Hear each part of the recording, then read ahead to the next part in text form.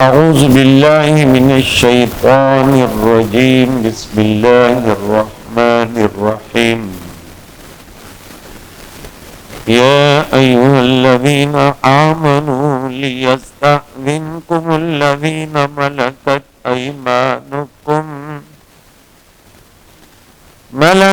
أيمانكم والذين لم يبلغوا الحلم منكم 3 مرات من قبل صلاة الفجر وحين تضعون ثيابكم من الظهيرة ومن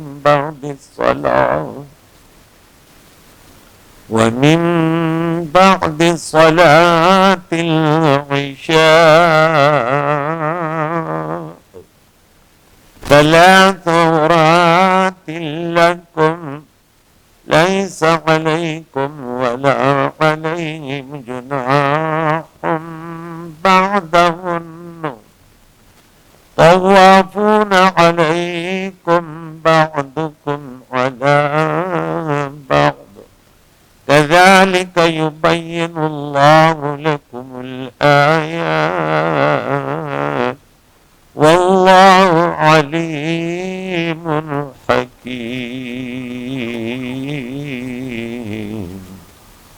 صدق اللہ العظیم.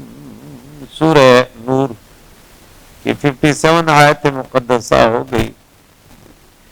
گزشتہ درس اسی موضوع پر تھا کہ اللہ کریم نے وعدہ کیا ان لوگوں کے ساتھ جو ایمان لائے تم میں سے اور اعمال صالحہ کے. وعدہ کیا تھا کہ وہ ان کو ضرور بضرور زمین میں خلافت عطا فرمائے گا جس طرح عطا فرمائی تھی، اور ضرور بضرور ان کے اس دین کو محکم اور مضبوط فرمائے گا جس کو اس نے ان کے لیے پسند فرمایا، اور ضرور بضرور ان کے خوف کی کیفیت کو امن سے بدل دے گا.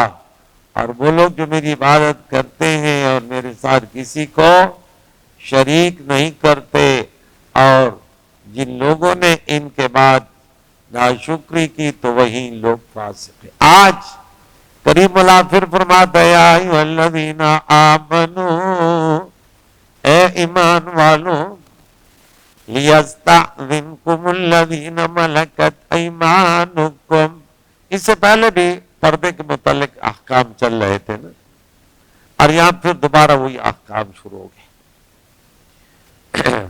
ایمان والو، تمہارے مملوک غلام اور نابالغ لڑکوں کو گھروں میں داخل ہونے کے لیے 3 اوقات میں اجازت طلب کرنی چاہیے. ایک غلام، الذین ملکت ایمانکم، دوسرے والذین لم یبلغوا الحلم، جو بلوغ کو نہیں پہنچے تم سے. 3 مرات 3 اوقات. من قبل صلاۃ الفجر، نماز فجر سے پہلے. وحین تضعون ثیابکم من الظہیرہ، اور ظہر کے وقت جب تم اپنے فالتو کپڑے اتار دیتے ہو. دوپہر کو قیلولہ کرتے نا، قیلولہ اور قیلولہ. کہتے ظہر کے نماز کے بعد سونا یہ قیلولہ ہے، بڑی برکت ہوتی اس میں. اور قیلولہ کے صبح کے نماز کے بعد سونا، بولے یہ رزق حلال میں حائل ہو جاتا ہے، یہ بہت منحوس وقت ہے. قیلولہ آج میں کتاب میں دیکھا، اور بولا عصر کے بعد مغرب میں سونا قیلولہ، اس سے انسان بیمار ہو جاتا ہے. تو مسلمان اب ہمارے پڑھان کہتے ہیں خل خود پئی کے رکھیوں کے دے دوں. مسلمان کہتے ہیں ارے ہم کو تو کسی ٹائم بھی جی چاہتے سوئیں گے، یہ تھوڑی کہ کون سے ٹائم سونا بہتر ہے کون سے ٹائم نہیں سونا ہے نا. تو بس اپنا وہ چلانا نا. اب تو بزرگوں کے بارے میں کیا، ارے ہمارے جیسے لوگ تھے ان کیا. لیکن حالانکہ اللہ والوں کی ہر ادا میں اللہ کی رضا ہوتی ہے.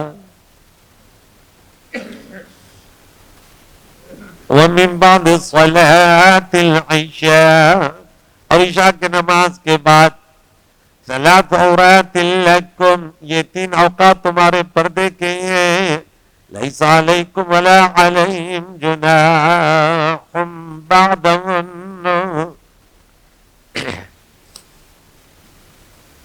ان 3 اوقات کے بعد بلا اجازت آنے میں نہ تم پر کوئی حرج ہے اور نہ ان پر کوئی گناہ ہے۔ تو وفن علیکم بعضکم علی بعض، وہ تمہارے ہاں ایک دوسرے کے پاس گھر میں آنے جانے والے ہیں۔ کذالک یبین اللہ، اسی طرح اللہ کریم بیان فرماتا ہے تمہارے لیے اپنی آیتیں، اور اللہ تعالی علم اور حکمت والے ہیں۔ امام عبد الرحمن بن محمد ابن ابی حاتم متوفہ 327 اپنی سند کے ساتھ روایت کرتے ہیں کہ اکرمہ بیان کرتے ہیں کہ حضرت ابن عباس رضی اللہ تعالیٰ عنہ سے 2 آدمیوں نے اس آیت کے متعلق سوال کیا جس میں اللہ کریم نے پردے کے ان 3 اوقات میں اجازت طلب کرنے کا حکم دیا، تو حضرت عبداللہ ابن عباس رضی اللہ تعالیٰ عنہ نے فرمایا اللہ تعالیٰ ستر کرنے والا ہے اور ستر کو پسند فرماتا ہے۔ لوگوں کے گھروں کے دروازوں پر پردے نہیں ہوتے تھے اور نہ ان کے گھروں پر حجاب ہوتا تھا۔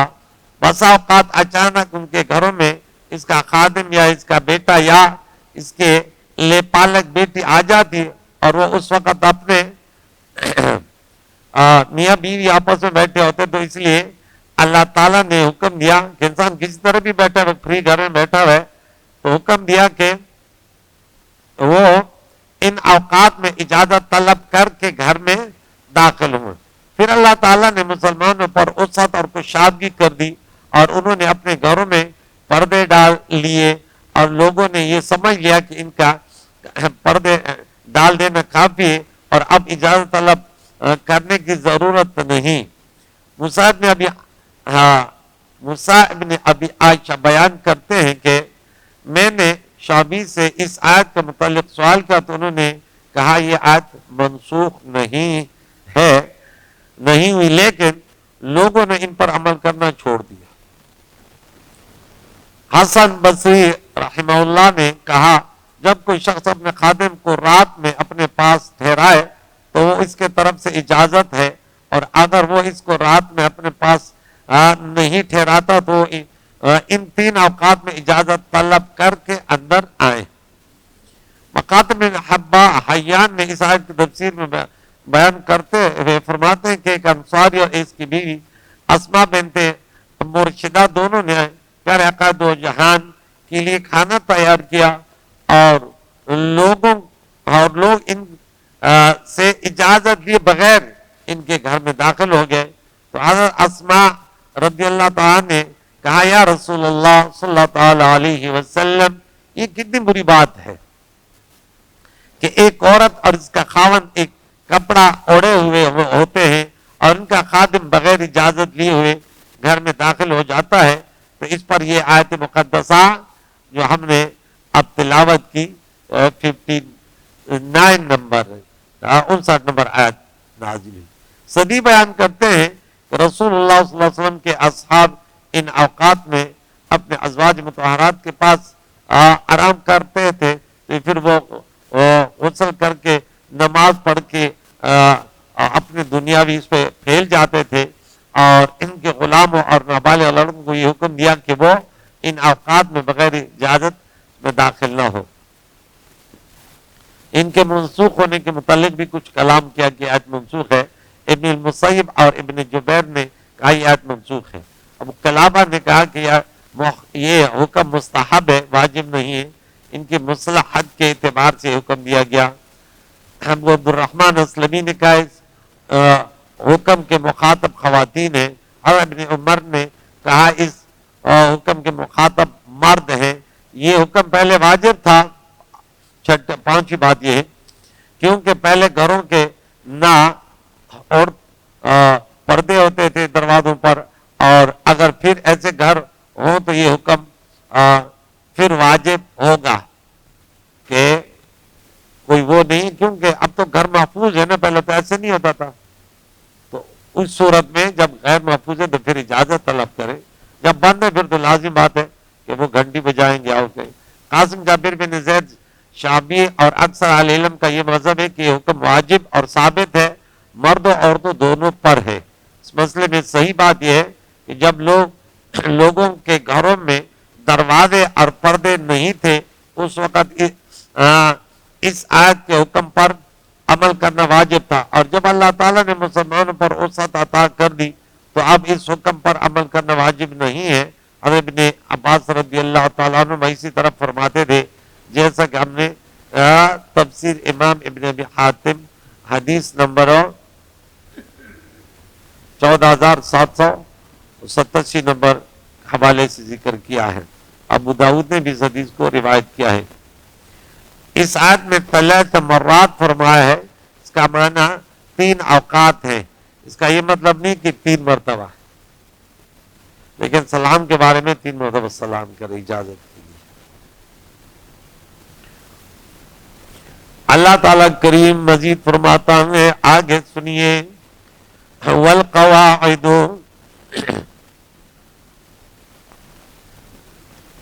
اچھا یہ یہاں سے مزید ہے، اور اسی طرح آیت نمبر 50، یہ 58 نمبر ہے، ابھی 59 اب شروع ہو رہی ہے.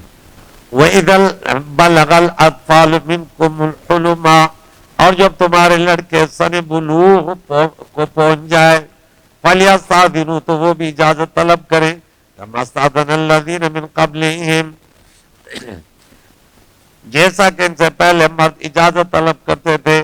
اور اسی طرح اللہ کریم بیان فرماتا ہے تمہاری اپنی آیتیں ہو، اللہ علیم حکیم، وہ آدمی علیم حکیم، یہ آدمی علیم حکیم. جب آزاد لڑکے بالغ ہو جائیں تو وہ گھر میں داخل ہونے کے لیے ہر وقت اجازت طلب کریں.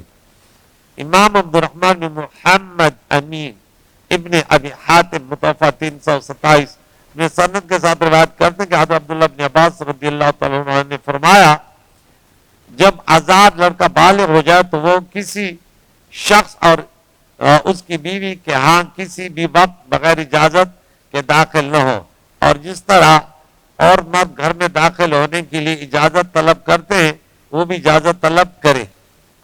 سعید بن جبیر نے کہا جب وہ اپنے باپ دادا کے گھر جائیں تو اجازت طلب کرے، خواہ وہ مذکور 3 اوقات ہو یا دن اور رات کا کوئی بھی وقت ہو. سعید بن جبیر نے کہا جس طرح کسی شخص کے بڑے بیٹے اور دیگر رشتہ دار اجازت طلب کرتے ہیں، اسی طرح جب لڑکے بالغ ہو گئے تو ان کو بھی سکھایا جائے کہ اب آپ نہیں ہیں، اب آپ کا آنے جانے کا انداز چینج ہے.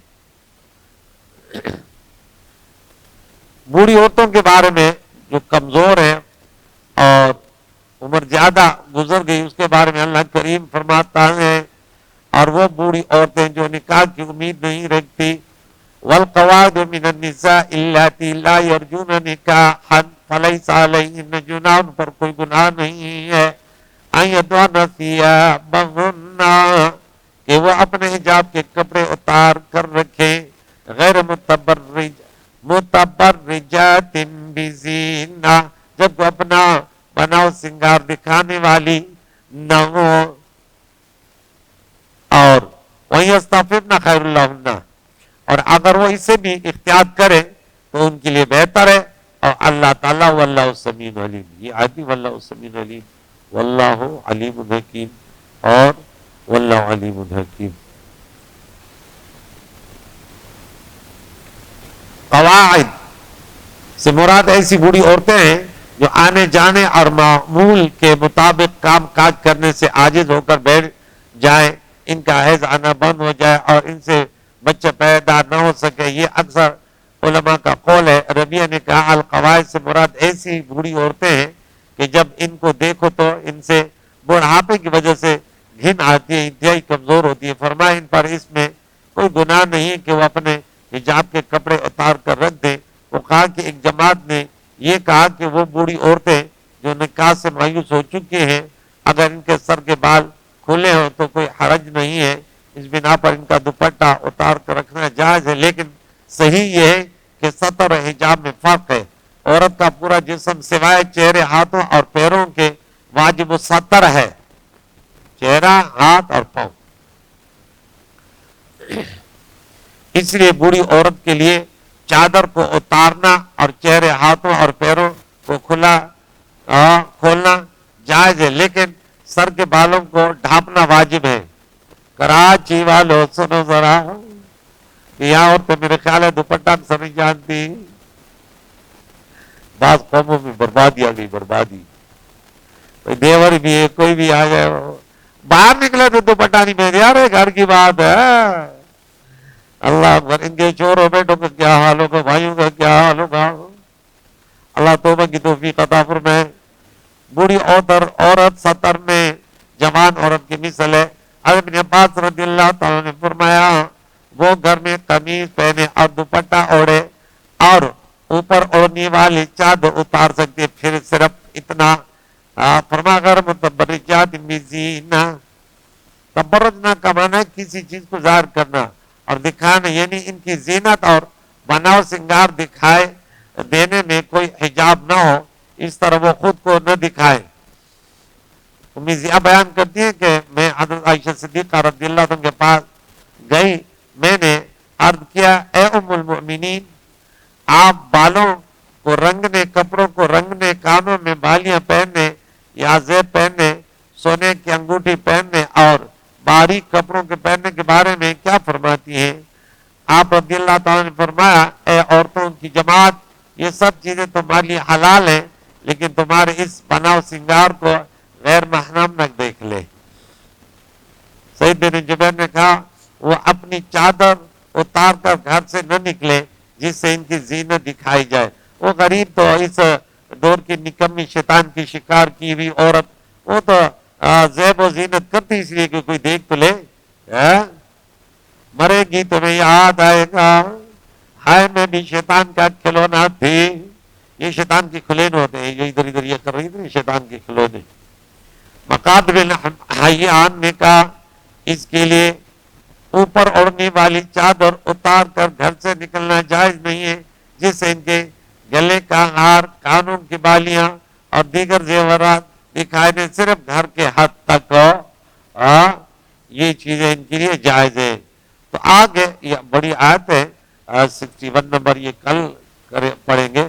لیکن دیکھیں سب سے بڑا خطرہ یہ ہوتا ہے کہ جب یہ قوم اتنی بربادی کے طرف چلی جاتی ہے کہ وہ شرعی احکام کو بھی کیا بدگمانی سمجھنے لگے یا اس کو غیر مہذب سمجھنے لگے، تو میرے ہاں تو اس کا کوئی ایمان نہیں ہے، بالکل یہ ایمان سے عاری، کیونکہ اس پر شیطان آ گیا بھاری، اب یہ بن گیا ناری۔ کیا خیال ہے؟ اللہ تعالیٰ معاف کر دے۔ یہ برائی شیطان کب تک برائی کراتا ہے؟ جب تک ایمان نہیں چھینتا۔ وہ تو شروع تو استحباب، یہ مستحب میں چھوڑو، یہ چھوڑو، یہ چھوڑو، یہ چھوڑو، یہ چھوڑو۔ ابھی میرے طالب علم نے فون کے بولا میں پنجاب جا رہا تھا، تو بولا استاد جی ہم آپ کے طالب علم ہیں، ہمیں بھی غصہ آتا ہے جیسے آپ لڑتے رہتے ہیں بسوں میں ادھر۔ میں کہانی سناتا ہوں نا، بس میں لڑ گیا، فلاں جگہ لڑ گیا، فلاں جگہ لڑ گیا۔ ہم بتا دیں بھئی غلط ہے، غلط ہے۔